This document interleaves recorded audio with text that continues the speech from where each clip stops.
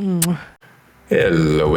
Welcome to another episode of Unleash Love Q&A. This is the second episode. I'm really happy that you're here. If you've been to the first episode already, I'm even more happy. It means you're a fan. So thank you for supporting us. So this time, I'm going to bring up a question asked by Bianca Avalos. And her question is, how do I know when I'm in a toxic relationship? Okay, I'm going to give a number of points here. This is going to be pretty comprehensive, I think. But I want to go way back to the beginning. You know, toxic relationships usually start at the very beginning of the dating phase. So what am I talking about here? Well, if you're aware of things like love bombing, right? So let's talk about love bombing for a moment.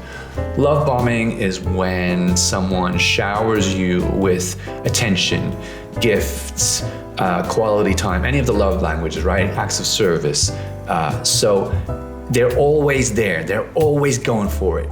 And it's overwhelming, but it can be seen as super romantic, right? Because who doesn't want to receive all that attention? I would love to receive all that attention. And I think it's usually, and I don't want to put men on the pedestal here, but I do feel like this is a very male trait because of just the way that the dynamics work in relationships between men and women. I think that when a man is courting a woman, love bombing is like a very common approach.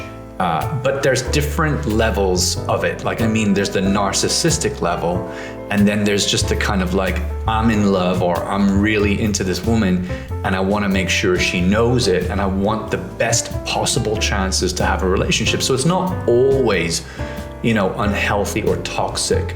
But I think what happens is, you know, like if you've dated a number of people and they're, you know, obviously got their own styles and things, I think it can be quite easy to pinpoint when someone's actually love bombing you. It doesn't seem logical. It doesn't seem reasonable. They're going way out of their way. It might not be enough of an indicator though to recognize if someone's toxic. It might just be that they're super romantic. So there's nothing wrong with that either. Okay, so that's just something that can contribute to your understanding of whether a relationship's going to be full of red flags or not. It's the very beginning, right? I think once you begin the relationship and they start to change their behavior, perhaps, you know, there is a honeymoon phase where for a period of maybe 3 to 6 months, everything is just perfect. Nothing could go wrong. There's never an argument, really. Nothing that can be unresolved. There's always gifts, pampering, traveling, seeing new things, experiencing new things. Everything is new. It's great. It's lovely. I miss it. But once that's over, which it will be over, make no mistake, honeymoon phases don't last forever. You start to see the real person that you're in a relationship with.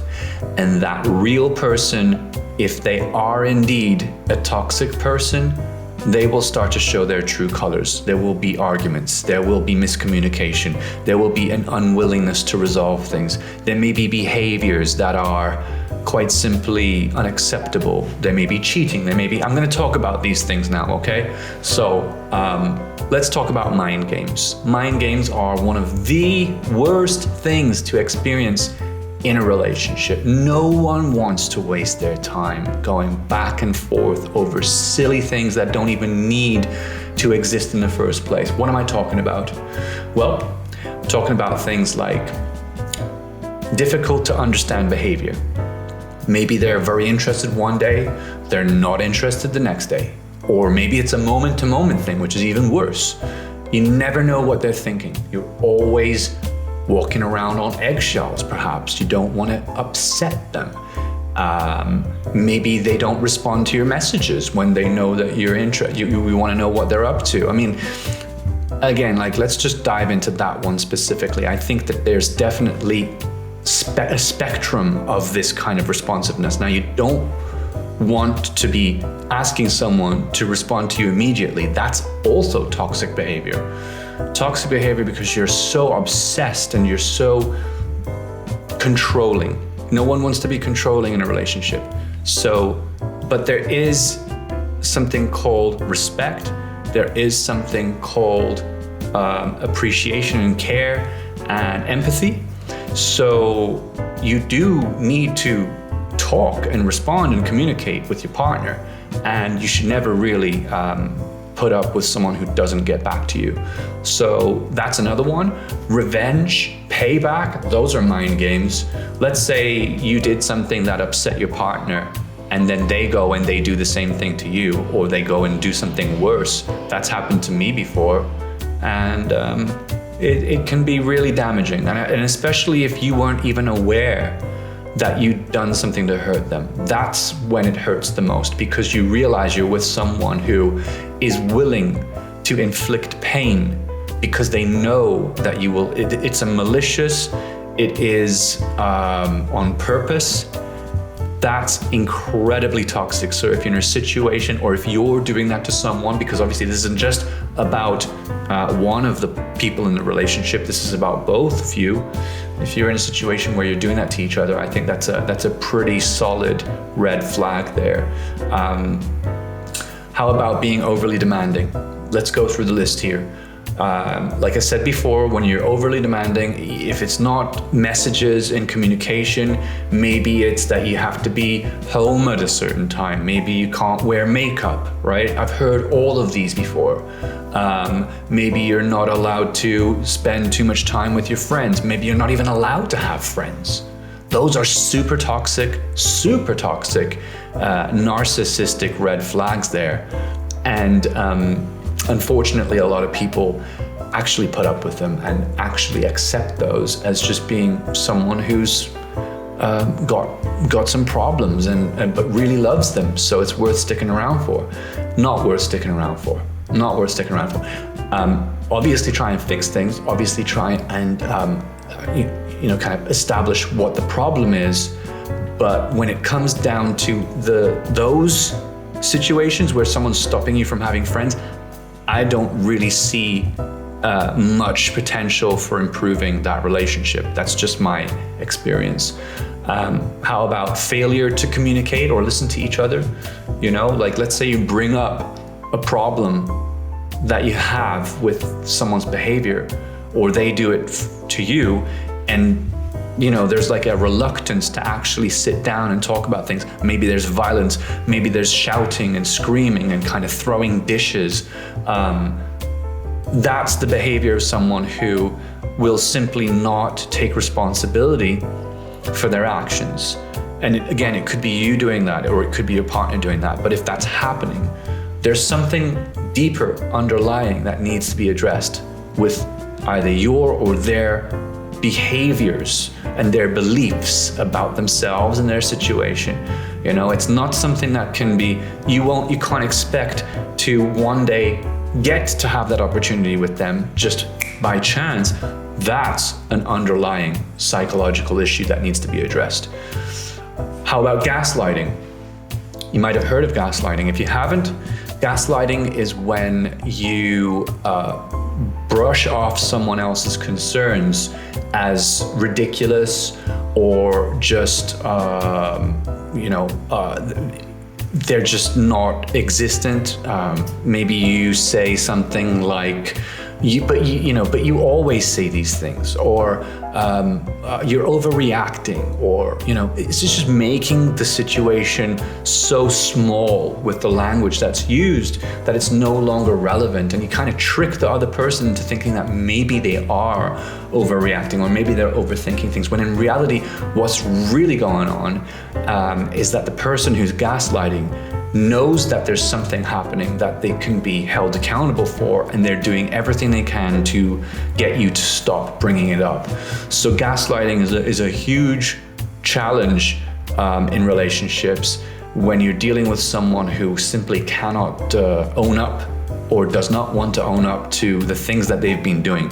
And they might not even believe that they're doing anything wrong. This is one of the challenges with people who have sociopathic tendencies or narcissistic tendencies. They simply don't want to deal with their problems. They don't see them. They don't even believe they exist, right? So they're always right.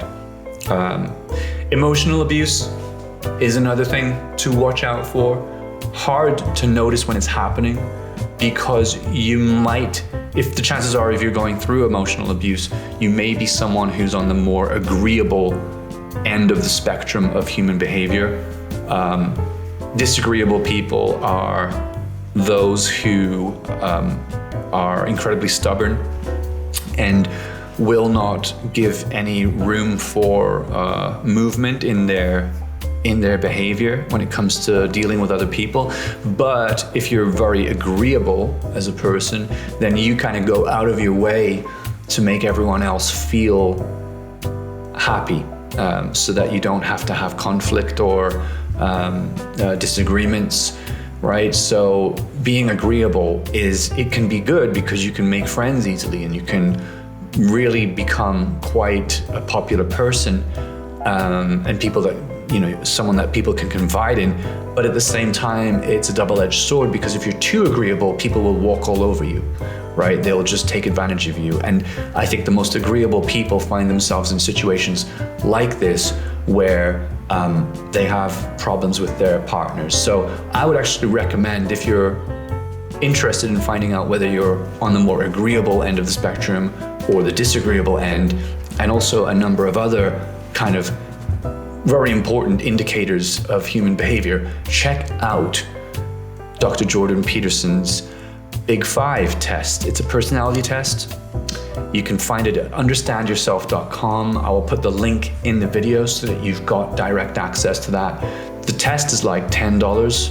It's not much, but it's very helpful. And the cool thing about the test is you can actually pair it with someone else's test, like your partner's, and you can kind of get a breakdown of the pros and the cons of being in a relationship with that person. So very, very helpful stuff. I'll leave the link here for you. If someone's lying all the time, if you find out that they've been lying and they kind of brush that off and you kind of accept that, that's not acceptable. That is not acceptable. Lies will never go away unless you put your foot down and you say it's not acceptable. Now, one of the challenges, I think, one of the problems that people have when they're trying to deal with this kind of behavior from their partner is that they will want to let it go because they want the relationship to thrive. They don't want to jeopardize losing this person. That's understandable. But the irony is that unless you make it clear that you're willing to lose your partner, you're willing to let them go because you cannot put up with that behavior, they will keep lying. They will know that you're willing to let them get away with things because they're too important to you. So the trick really is to be okay with letting them go. That's essentially what you need to do. If you want to deal with liars and you want to deal with people who are gaslighting and any of the aforementioned things that I've just told you, if you're not going to accept that behavior, you have to be willing to let them go, and you've got to let them know that. You've got to show them that you're willing to let them go. And what does that look like? Sometimes that looks like taking a break. Sometimes that looks like not giving a fuck, right? Not giving a fuck in the sense that you don't get emotional. You don't engage them for anything other than just basic communication because you want to make a point. And that's not a mind game. That's just you saying, fine, cool, all right, you want to act like that? That's okay. You're not going to get to me. You're not going to upset me. I'm composed. I'm doing things that I need to. I'm getting on with my life. As soon as someone sees that you're getting on with your life and that you're not bothered about them anymore, even though maybe you're still in a relationship, that triggers something. And what you might find is, especially with the narcissists, okay, is that they'll come back to you and they'll start to try to charm their way back into your life. They'll tell you everything about how great you are and they'll buy you flowers and they'll offer to take you away on trips. I mean, I've even been in that situation before myself as the narcissistic person, right? I know how that is. I know what kind of ideas you can get to try and manipulate your partner. You know what? It's not healthy. It's not right. It's not okay. So again, you have to let them know that you're not willing to take their shit. And if you do that effectively, hopefully the idea is that they will actually pay attention and they will change their behavior. If they don't, then you already know there's no chance. Because if you're showing someone you don't care about them and then they don't change because for whatever reason, maybe you're just not that important to them, maybe they don't feel like they should change, maybe they've got too much pride, maybe they've got too much, maybe they just don't even think there's anything wrong, then you can't change that situation. You got to let it go. What else can we see here? Using threats as a form of emotional blackmail. This is a big one. Walking around on eggshells, right? So it's the same thing. It's like, you know that your partner gets angry because they've made it super clear they don't want to talk about something, they don't want to deal with something specific. Maybe it's something about, like, you know, messages appearing on the phone from other people, from other girls, from other guys. Maybe they always throw a tantrum whenever you're about to talk about it. It's a trick. It's a trick to get you to feel like there's significant danger ahead if you continue, so that you will just stop. And what they hope is, or maybe you're doing this and you're watching this because you genuinely want to change. What is being done is manipulation. You're manipulating the other person to think that there's a lot more to lose by talking about it than there is to just leave it alone. All right? Not good. It has to be discussed. Okay? Now, there's different ways of discussing something like that. You don't have to bring it up in a way that's blaming or shaming. You can bring it up in a more eloquent, more open-minded way. You can say, look, I don't know what's going on here, and I'm not blaming you, and I don't want to have a fight with you, but I'm your partner, and it's important that we're on the same page. I need to understand what's going on here because I want us to be strong. I want us to have a proper relationship. I see a future with you. Do you see a future with me? Okay, well, look, we're going to have to talk about this because we can't just let it go. We can't just leave this by the wayside. It's going to come back. So that's how you start a conversation. Maybe you can even see a therapist. Maybe you can have a friend present who's level-headed, that you both know and trust, right? Because then at least there's some kind of regulation in the conversation, okay? Also, what else have we got here? Physical or sexual abuse, super red flags. Not really sure, you know, it's a very individual, it's on a case-by-case basis, really, dealing with things like threats and violence. I mean, it's not impossible to recover from that, but you know, it's a very sensitive situation because it can be dangerous, it can be fatal when not treated properly. So I would just say get help. If you're experiencing, or if you're the one giving physical or sexual abuse, you have to get help. Otherwise, it's going to get worse. If there's been cheating, especially in the first few years and or with more than one person, that's also a good sign that you're in a toxic relationship. You know, cheating shouldn't be happening at all. But when it happens in the first few years of a relationship, like, it's not unheard of. And it's definitely not something that you're going to be surprised to hear if a relationship of 30 years has an infidelity in it, right? It's not uncommon. I'm not saying it's right, it's just it's not uncommon. But when the infidelity happens at the beginning, you haven't even given your chance to get bored of your partner, right? I'm trying to make light of this, but really it's not a good sign. So you want to be very wary of people who are cheating on you as soon as you're together. That's a sign of just a huge disconnect in terms of goals and needs.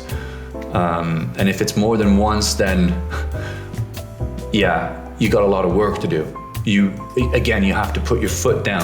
What is happening here? You have to be the one willing to walk away, not them being the one willing to stay. It's the other way around.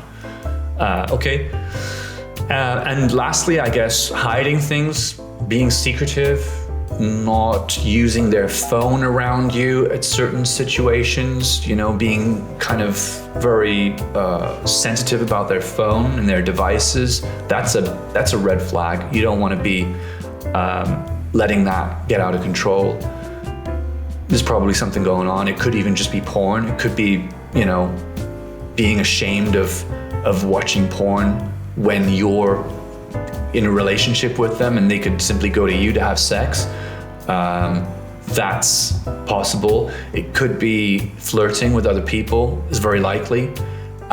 It could be an actual affair with someone else.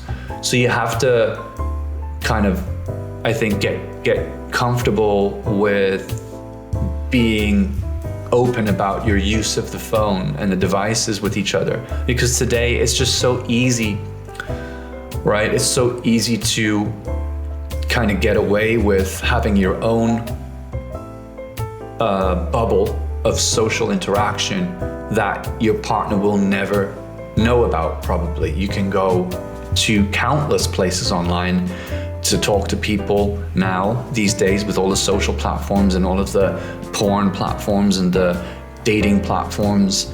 It's just really important to go overtime on establishing that level of trust when it comes to using devices. Otherwise, you're going to have problems later on. You're going to encounter, you're going to sabotage your own relationship. Like, if you're the one who's doing that and thinking that it's okay, and yet you're still in a relationship with someone, you're sabotaging yourself. You're wasting your time, basically, and you're wasting their time. So think about that. Anyway, I've mentioned all of these things. What do you do about it? What do you do? I've given you some advice. Let's conclude. You have to recognize that you can't move ahead with any of the kinds of behavior that I've mentioned because they need to be addressed. Otherwise, they're just going to keep happening and keep getting worse. That's what happens. So ask if you can have a conversation with your partner. Try not to judge them. Try not to, give them a safe space so that they feel like they can communicate with you. The worst thing that someone feels when their partner is trying to resolve something is if they feel like they're already judged and condemned. No one wants to talk when they feel like they're the problem, okay? Even if they are the problem, you gotta give them that little, piece of stick, right? So try your best to frame this as something positive that you're both gonna win from if you both participate in it. That's really important. And like I said before, you might wanna get a therapist, you might wanna get a friend to come in and actually be that moderator so that there's at least a lot more trust in the environment, that they're not gonna be condemned, they're not gonna be lashed out at. They've got a chance to just be a human being. And then find out what's really driving toxic behavior, either if it's from them or from yourself. Really try to keep an open mind, try to let them have an open mind, investigate things, don't jump to conclusions, don't label them, just try to observe and empathize, figure out what's causing the problem. Maybe it's something that happened in their childhood. Maybe it's the relationship they have with their mom or the father. Maybe they were bullied, maybe they were raped, there's countless reasons why people do these things.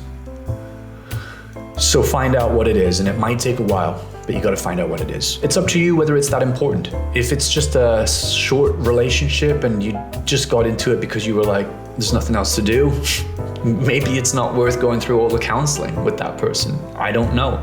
But if you've been together with this person for quite some time and you see a future with them, do everything you possibly can to figure it out. And then once you've done that, let's make a plan with some solid commitments to improve, to get back to center, to be healthy. The plan might look something like, okay, we're gonna share our phone passwords with each other. What's the big deal? There's no big deal. What, are you an NSA agent? You're not allowed to give anyone else access to your phone. If you're not working for the intelligence agencies, then I think you're gonna be able to do that for each other. That's a big step. That's gonna really heal things a lot moving forward, and that's a good platform to use to move up. So make an action plan. Maybe it's something like you're never gonna leave a disagreement unresolved for more than a day. You know, I don't think it's always a good idea to resolve a disagreement immediately. Sometimes people should walk away and get some space and think and let their pressure go down so that they don't explode. But I don't think it's good to not address it. So I think maybe that's a good way to do it, is to just say, we will resolve these within a day. That's a good rule. I did an episode with John Wang on niceness versus kindness. And at the end of that episode, John goes through a list of kind of rules that he and his partner have created together for how to have a healthy relationship. I highly recommend that you check that list out at the end of the episode, even if it's just to go to the end of the episode. You don't have to listen to the whole thing. But that list is really cool. And I think those kinds of lists, you can make your own. They're very helpful. And especially if you have buy-in from both people. Like, it's not just your list, it's their list too. They've made half of the things on that list. That's great because now they're invested in it, right? It's not just it can't just be your list. It's got to be both of your lists. You've got to both agree on those things. So anyway, I hope that's really helped you. Those are just my thoughts about how to know when you're in a toxic relationship and what to do about it. If you want more advice on topics like these, just keep coming back. I'm going to keep doing these Q&As, and I'm really, really grateful that you've listened this far. Thank you. See you on the next one. Take care.